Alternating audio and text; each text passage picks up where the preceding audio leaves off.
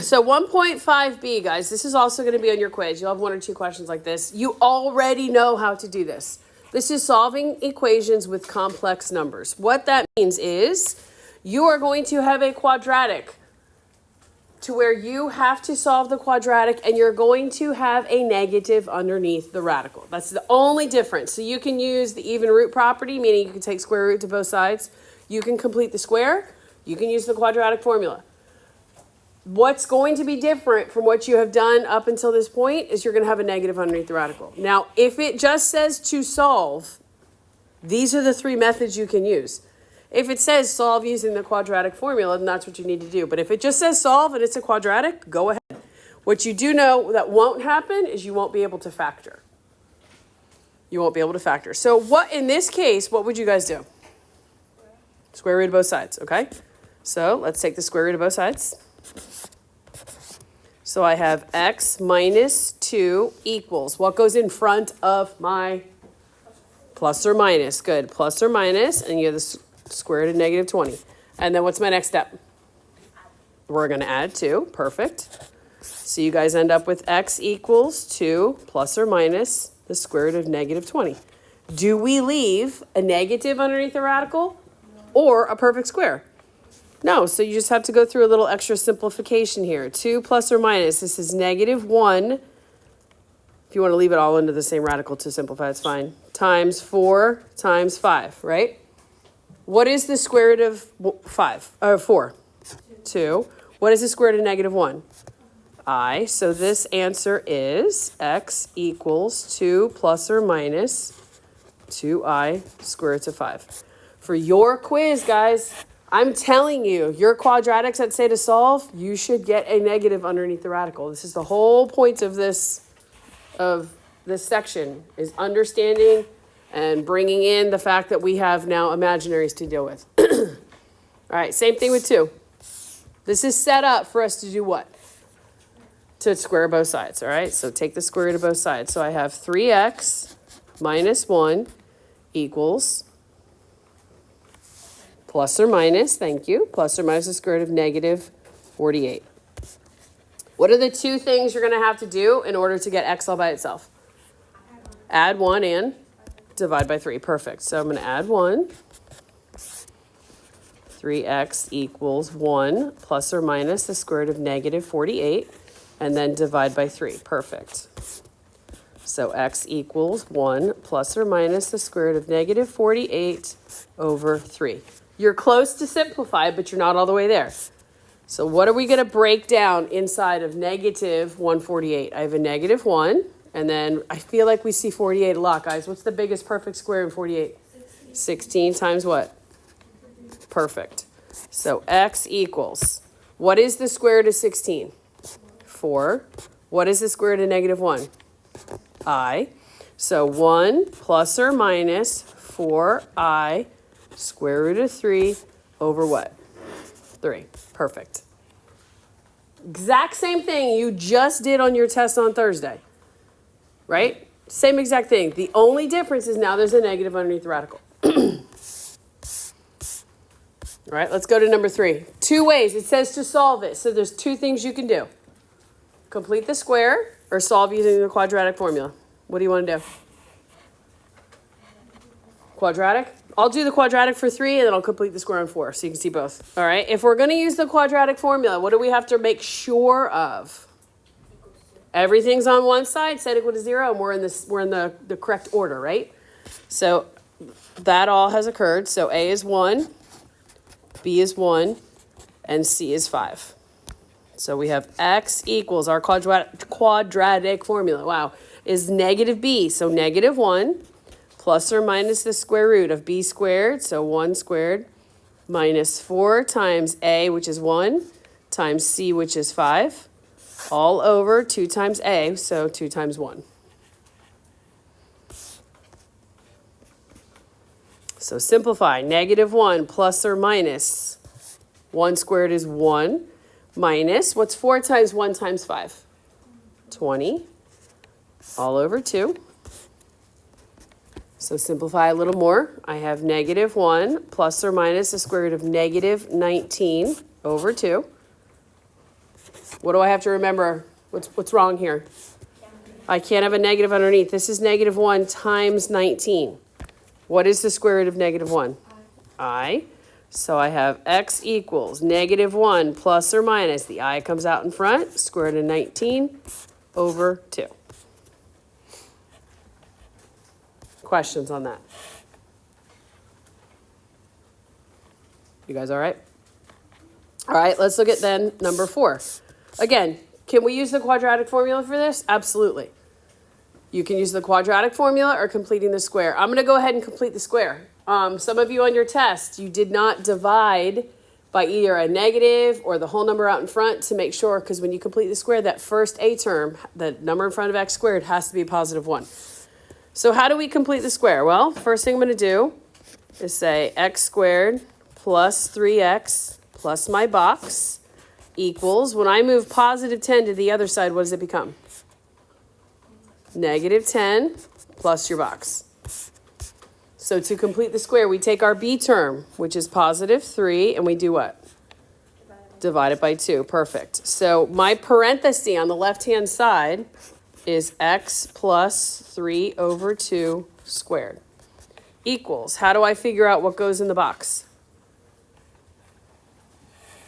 You square that. It goes to the top and the bottom, so this becomes 9 over 4. And what you add on one side, you have to add on to the other side. And before I can go ahead and add these two, I have to get a common denominator, correct? So what's my common denominator going to be between 1 and 4? 4.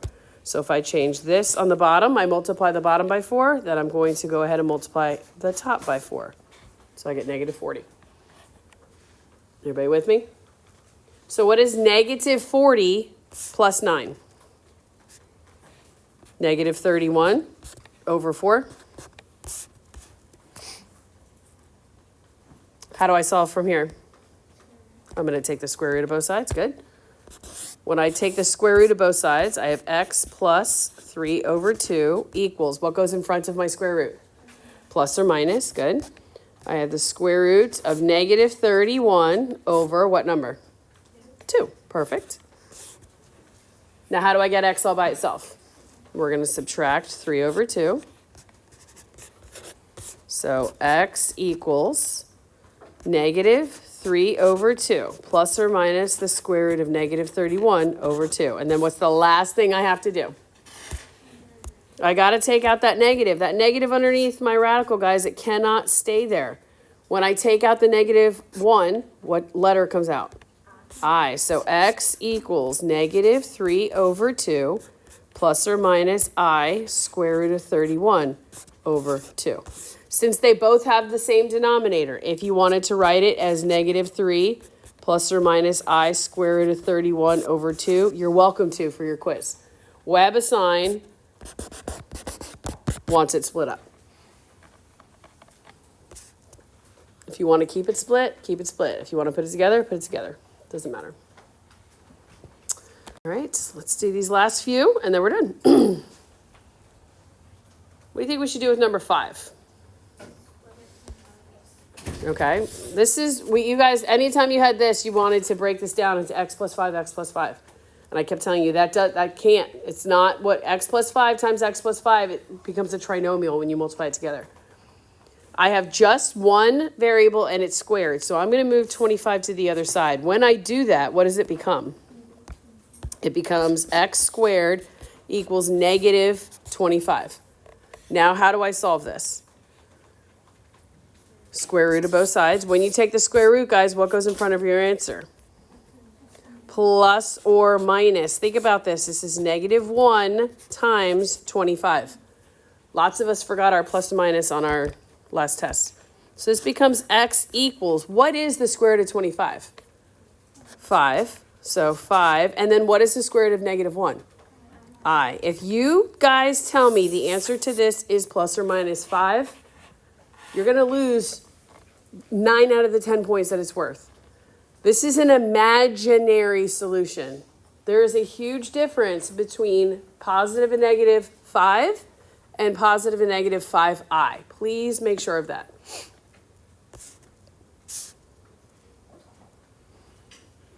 All right, let's look at 6. Again, it says solve. So you can use which two methods will work every time? Quadratic and completing the square. I'm going to do completing the square because the b term is even. My a squared is a positive 1. My b term is even. I'm just going to go ahead and complete the square. So x squared plus 2x plus the box equals, when I move positive 9 over, what does it become? Good. Negative 9 plus the box. So take your b term, which is 2. 2 divided by 2 is 1. So what does your parenthesis on the left-hand side say? X plus 1 squared, right? And then what goes in the box? When I square 1, what do I get? 1. So I get a 1 here and a 1 here. What is negative 9, guys? Plus 1. Negative 8. Good. And then how do I go about solving? Square root of both sides. So x plus 1 equals, what goes in front? Plus or minus square root of negative 8. What's my next step? Subtract 1. Great. So x equals negative 1 plus or minus. Do I leave the square root of negative 8 hanging out underneath the radical? No, it's negative 1 times 4 times 2. So when I simplify this, what is the square root of 4? 2. What's the square root of negative 1? I. So it's 2i square roots of 2. You would have gotten the exact same answer if you used the quadratic formula. Same exact thing.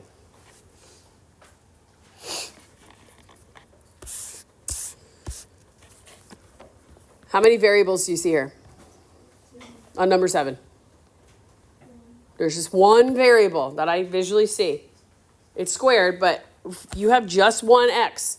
It's not x squared and an x. You want to go ahead and isolate that. So there's two things we need to do first. We need to do what first? Subtract the 9. So this becomes 25x squared equals negative 9. And then what? And then divide by 25. Do not take the square root until you have x squared by itself. So you have x squared equals negative 9 over 25. When you take the square root, guys, right? We're going to take the square root. What goes in front of your answer? Okay, so x equals plus or minus. Do you see a negative underneath the radical? Yes. So you've got to make sure that there is an I in your answer. What is the square root of 9? 3. What's the square root of 25? 5. And just stick the I on it. The answer is not 3/5. It's 3/5 I. You have to have your I in it.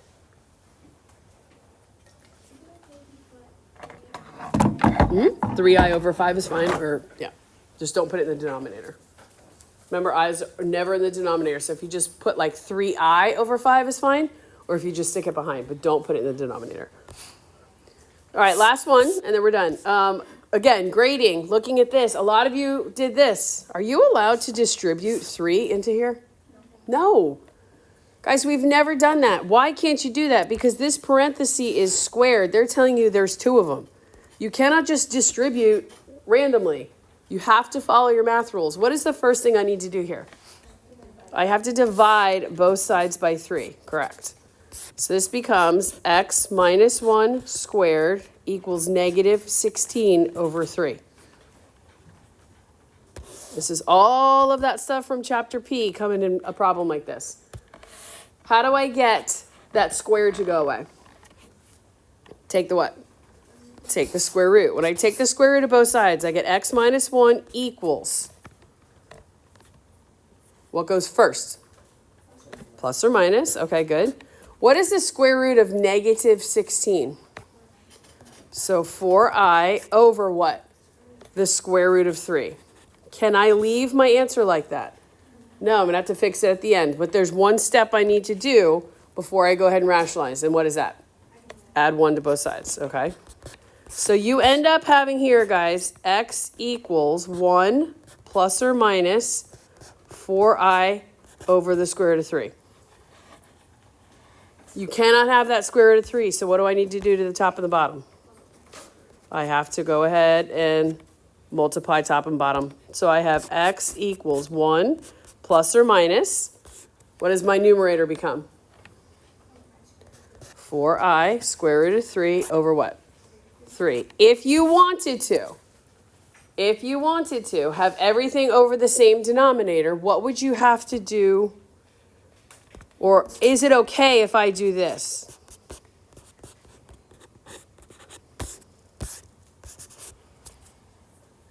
Where did I get that 3 from? What does 3 over 3 equal, guys? 1. If you want to do that, you can. You don't have to. But are you allowed to ever have a radical in the denominator? No. Are you allowed to have i's in the denominator? No. All right, so that right there completes anything that you're going to have to see, that you will see on your quiz on Wednesday.